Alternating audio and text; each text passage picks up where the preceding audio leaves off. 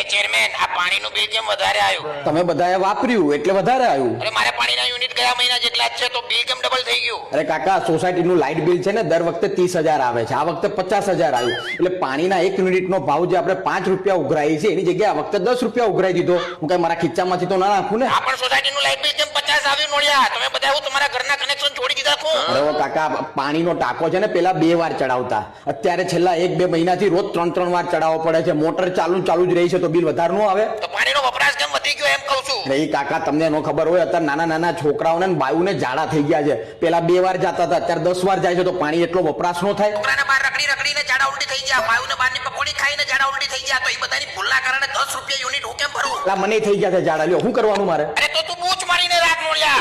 આવતું બિલ 5 રૂપિયા યુનિટ થઈ જાવ જી, નકર મોરે થઈ જાય. નહીં કરું, જાઓ, ભરવું પડશે તમારે. જ્યાં લગી હું ના કહું 5 રૂપિયાનું, ત્યાં લગી 10 રૂપિયા લેખે તમારે ભરવું પડશે. જાઓ, બુદ્ધિ છે તમારામાં? અરે મારી અમે ઉચ્ચ અવાજમાં વાત કરે છે.